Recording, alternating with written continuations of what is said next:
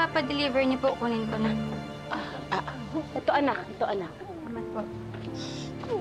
Sige po. Talaga. Kasi naman. Ay, ano na wala ako. Naku, nagtutum yan si Pao pa. Sorry, Pao.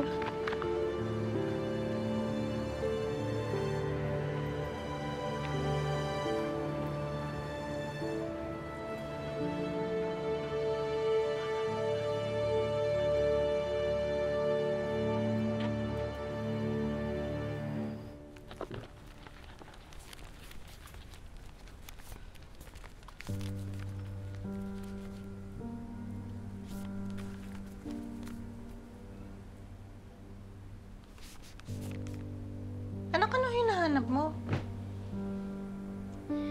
Ito po kasing sombrero na suot ni Pao Pao Mau dito sa picture na to. Nakita ko na po ito eh. Di lang ako mapalagay kasi hindi ko po matandaan kung saan.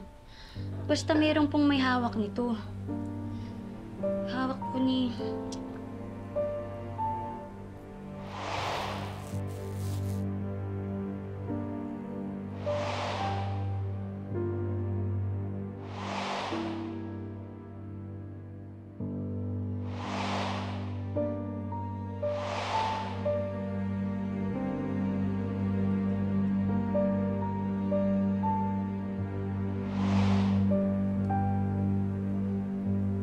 Si Wes?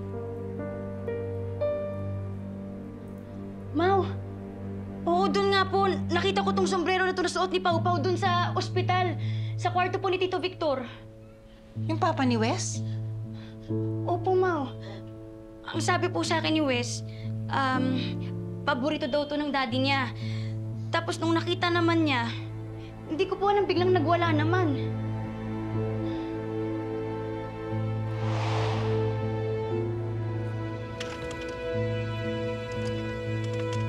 So, nung bumalik yung memory niya, naaalala niya na ang dami ng atraso sa maraming tao. Ang dami ng nasirang buhay, pamilya. Gusto kong sabihin sa'yo lahat. Lahat talaga. Kung ako dapat ang magbayad nun, I will.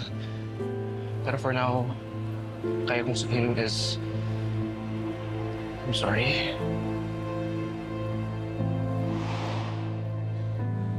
Mau, Nasaan si Wes? hindi ko alam. Di ba sabi po na umalis na daw papuntang Cebu?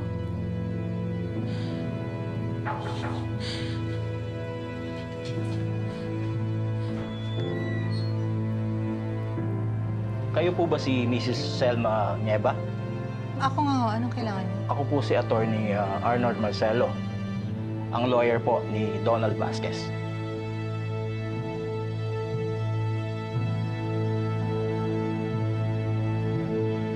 Ako nga ho. Anong kailangan niyo? Ako po si Attorney Arnold Marcelo, ang lawyer po ni Donald Vasquez. Donald Vasquez? Yun ba yung scammer, Mau? Yes po. Sumuko na po si Sir Donald sa mga pulisya. May mga ilang tao na rin pong nagreklamo laban sa kanya. Anong kailangan niyo sa amin? Well, in-advise po ako ni Sir Donald na inform kayo na kung gusto yung magsampa ng kaso, meron po siyang negotiation sa prosecutor mamaya.